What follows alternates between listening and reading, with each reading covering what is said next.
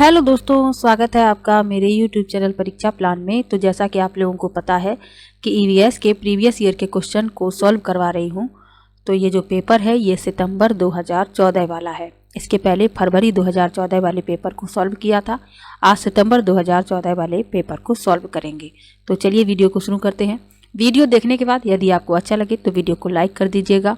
इसके अलावा किसी भी प्रश्न में डाउट हो तो कृपया कमेंट बॉक्स में अवश्य लिखिएगा। तो चलिए शुरू करते हैं आज के वीडियो को। और यदि आप चैनल पर नए हैं तो चैनल को सब्सक्राइब कर लीजिए।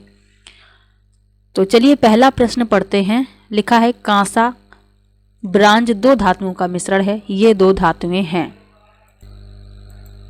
Bronze is a mixture of two metal, these two metal are. पहला विकल्प है तांबा और जस्ता, दूसरा है तांबा और टिन, तीसरा है तांबा और लोहा और चौथा है एल्युमिनियम और टिन।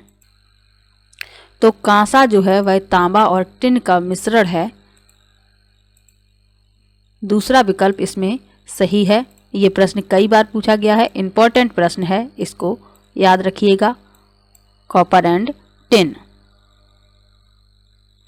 अगला प्रश्न है निम्नलिखित समूहों में उस समूह को चुनिए जिसमें खाना पकाने के तरीके यानी ढंग दिए गए हैं। पहला विकल्प है उबाल कर, गूंद कर, भून कर, दूसरा है सेक कर, उबाल कर, बेल कर, तीसरा है तल कर, भिगो कर, भून कर और चौथा है सेंक कर, तल कर, भून कर। तो इसमें खाना पकाने के तरीके बताने हैं। चौथा विकल्प इस प्रश्न का उत्तर है सेंक कर, तल कर, भून कर। ये खाना पकाने के तरीके हैं।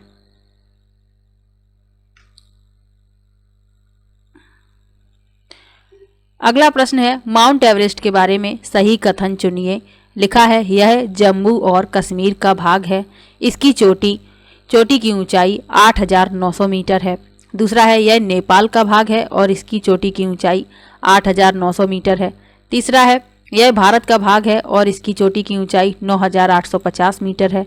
और चौथा है यह तिब्बत का भाग है और इसकी चोटी की ऊंचाई 9,850 मीटर है। तो इस प्रश्न के लिए दूसरा विकल्प सही है। यह नेपाल का भाग है और इसकी चोटी की ऊंचाई 8,900 यानी लगभग 8,900 मीटर है इसकी चोटी की ऊंचाई। दूसरा विकल्प इसमें सही है। नेपाल में इसे सागर माथा कहते हैं और तिब्बत में इसे चोमोलुंगमा कहते हैं। तो ये दोनों बातें भी याद रखनी है। अगला प्रश्न है रेगिस्तानी ओक एक पेड़ का नाम है जिसकी जड़ें उस गहराई तक जमीन में भीतर जाती हैं जब तक कि पानी तक ना पहुंच जाएं। इस पेड़ की जड़ों की गहराई इस पेड़ के ऊंचाई के लगभग 30 गुनी होती है। यह पेड़ कहाँ पाया जाता है? पहला विकल्प है राजस्थान, दूसरा है आबू धाबी, तीसरा है ऑस्ट्रेलिया और चौथा है रूस। इंपॉर्टेंट प्रश्न है, पूछने के तरीके अलग अलग हैं। हर बार कई बार कथन दे दिए जाते हैं और पूछे जाते हैं कि रेगिस्तानी ओक के बारे में सही कथन बताइए। तो आप लोगों को इसके बारे में जो भी महत्वपूर्ण तथ्य हैं वो याद रखने हैं। रेगिस्तानी ओक ऑस्ट्रेलिया में पाया जाता है। इसकी लंबाई लगभग तो इस पेड़ की लंबाई लगभग 10 फीट होती है। इस पेड़ की जड़ें जमीन में उस गहराई तक जाती हैं जब तक कि पानी तक ना पहुंच जाएं।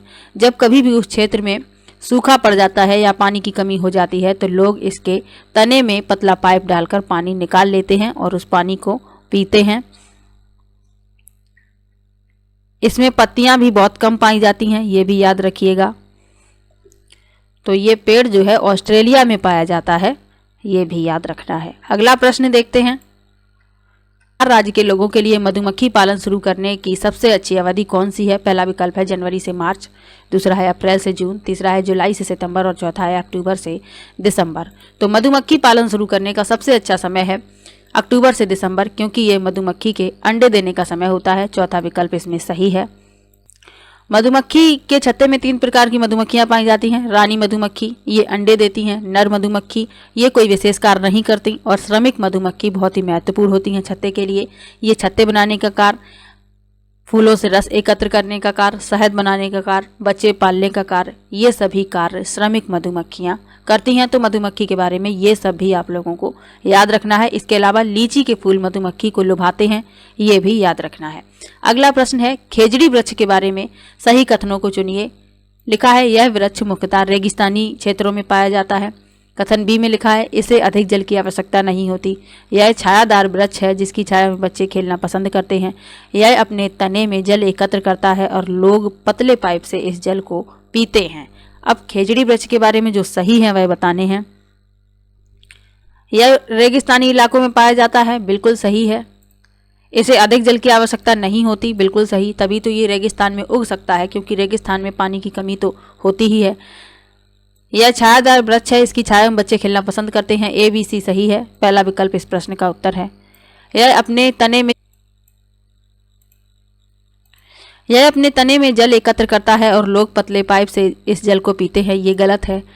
ये विशेषता है रेगिस्तानी ओक की, ये खेजड़ी वृक्ष की विशेषता नहीं है, इसीलिए डी गलत है। अगला प्रश्न है हाथियों के विषय में नीचे दिया गया कौन सा कथन सही है। पहला विकल्प है हाथी अपना अत्यधिक भार होने के कारण बहुत आराम करना पसंद करते हैं। दूसरे विकल्प में लिखा है 3 महीने के हाथी के बच्चे का वजन सामान्यतः लगभग 2 क्विंटल होता है। तीसरा विकल्प है वयस्क हाथी एक दिन में 2 क्विंटल से भी अधिक पत्तियां और झाड़ियां खा लेता है। और चौथा है हाथी दिन में 8 से 10 घंटे सोते हैं। अब हाथियों के बारे में कौन सा कथन सही है यह बताना है। तो हाथी अपना अत्यधिक भार होने के कारण बहुत आराम करना पसंद करते हैं, बिल्कुल गलत।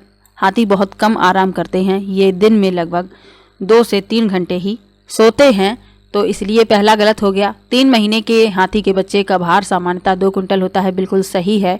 जो 3 महीने के हाथी के बच्चे होते हैं उनका वजन होता है लगभग 2 कुंटल, यानी एक बच्चे का वजन होता है 3 महीने के हाथी के बच्चे का 2 कुंटल।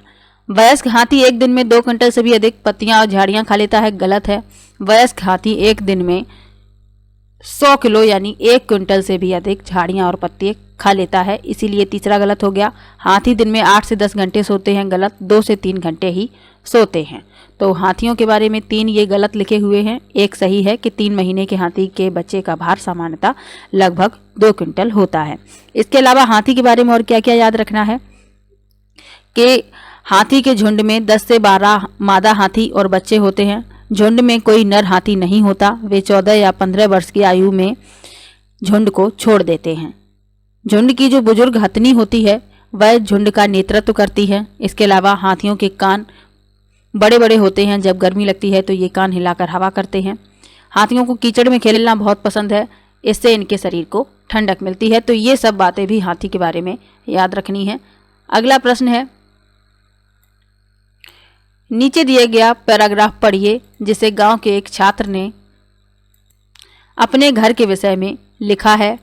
मैं गांव से आया हूं, हमारे गांव में अत्यधिक वर्षा होती है, इसलिए हमारे घर धरती से लगभग 10 से 12 फुट ऊंचे बने होते हैं। इन्हें मजबूत बांस के खंभों पर बनाया जाता है। ये घर अंदर से भी लकड़ी के बने होते हैं। यह गांव होना चाहिए। पहला विकल्प है आंध्र प्रदेश में, दूसरा है असम में, तीसरा है तमिलनाडु में और चौथा है उत्तराखंड में। तो ऐसे घर असम में बनाए जाते हैं, दूसरा विकल्प सही है, क्योंकि यहाँ पर अधिक बारिश होती है, इसलिए घर 10 से 12 फुट ऊपर बनाए जाते हैं ज़मीन से, ताकि घरों में पानी ना भरे, और इन्हें मजबूत बांस के खंभों पर बनाया जाता है। दूसरा विकल्प इसमें सही है, असम। अगला प्रश्न है ब्रेल लिपि मोटे कागज पर उभरे हुए बिंदु बने होते हैं, यह लिपि आधारित होती है। पहला विकल्प है 4 बिंदुओं पर, दूसरा है 6 बिंदुओं पर, तीसरा है 8 बिंदुओं पर और चौथा है 10 बिंदुओं पर। तो ब्रेल लिपि जो एक पद्धति है, इसका आविष्कार किया था लुई ब्रेल ने 1824 में, और इनके जन्म दिवस को यानी 4 जनवरी को विश्व ब्रेल दिवस मनाया जाता है, ये भी याद रखना है। यह लिपि 6 बिंदुओं पर आधारित है, दूसरा विकल्प इसमें सही है, और यह नेत्रहीन व्यक्तियों के लिए बनाई गई थी, दूसरा विकल्प इसमें सही है। याद रखिए इन सब बातों को। अगला प्रश्न है निम्नलिखित पक्षियों में से कौन काफी हद तक अपनी गर्दन को पीछे तक घुमा सकता है। पहला विकल्प है मैना, दूसरा है उल्लू, तीसरा है कौआ और चौथा है कोयल। तो अपनी गर्दन को काफी हद तक पीछे घुमा सकता है उल्लू, दूसरा विकल्प इसमें सही है। एक प्रश्न और पूछा जाता है कि झटके से अपनी गर्दन को आगे पीछे कौन करता है, तो वह मैना करती है। ये प्रश्न पूछा गया था, तो इसको भी याद रखिए। कौआ पेड़ की ऊंची डाल पर अपना घोंसला बनाता है और कोयल कभी भी अपना घोंसला नहीं बनाती, ये कौए के घोंसले में अंडे देती है, तो ये भी याद रखना है। और काफी हद तक अपनी गर्दन को पीछे घुमाता है उल्लू। अगला प्रश्न है, हमारे देश के नीचे दिए गए किस भाग में खाने की चीजें जैसे टैपियोका और नारियल को लोग अपने घर के अंदर आंगन में ही उगाते हैं और उन्हें इनसे बने खाने का स्वाद बहुत अच्छा लगता है? पहला विकल्प है आंध्र प्रदेश, दूसरा है असम, तीसरा है गोवा और चौथा है केरल। तो इस प्रश्न के लिए चौथा विकल्प सही है, केरल। केरल के लोग नारियल के वृक्षों को अपने आंगन में ही उगाते हैं और टैपियोका को भी अपने ही आंगन में उगाते हैं और ये इनसे बने व्यंजनों को खाते हैं, इन्हें बहुत ही अच्छा लगता है। चौथा विकल्प इसमें सही है। इसके अलावा केले के फूलों की सब्जी भी केरल में खाई जाती है, ये भी याद रखिएगा। अगला प्रश्न है, कोई डॉक्टर मरीज को खाने के लिए कुछ दवाइयां लिखता है और साथ ही गुड़, आंवला और हरी पत्तेदार सब्जियां जरूर खाने का सुझाव देता है। यह मरीज किस रोग से पीड़ित होना चाहिए? पहला विकल्प है बुखार, दूसरा है मियादी बुखार, तीसरा है मलेरिया और चौथा है एनीमिया। तो डॉक्टर ने सलाह दी है कि उसे गुड़, आंवला और हरी पत्तेदार सब्जियां अवश्य ही खानी है, तो इसका मतलब है उसे एनीमिया यानी खून की कमी है। चौथा विकल्प इसमें सही है।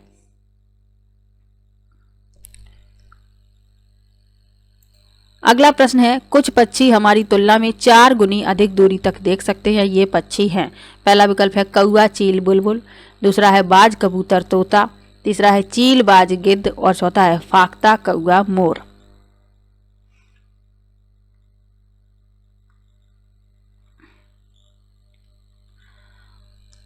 तो मनुष्य की तुलना में 4 गुनी अधिक दूरी को देख सकते हैं चील, बाज, गिद्ध, तीसरा विकल्प इसमें सही है।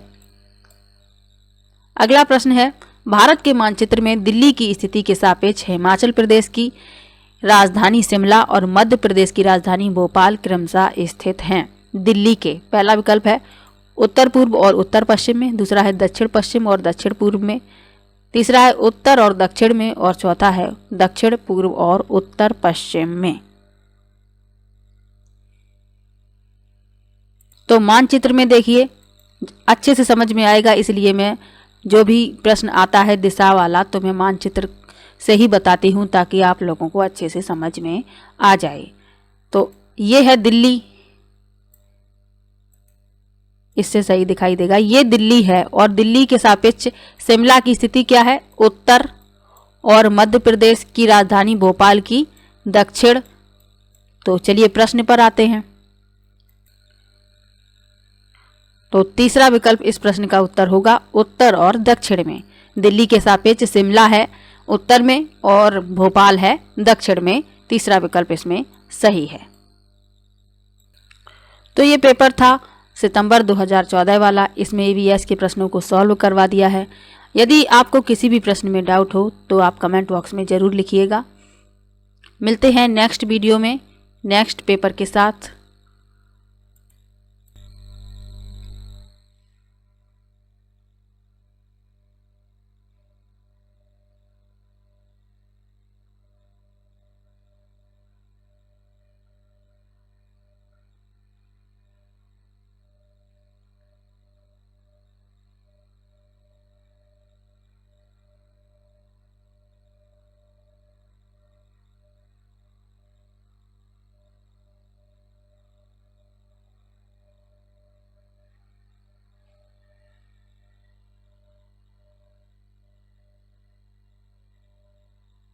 तो वीडियो कैसा लगा कमेंट बॉक्स में ज़रूर बताइएगा। वीडियो को लाइक कीजिए, शेयर कीजिए और चैनल को सब्सक्राइब कर लीजिए।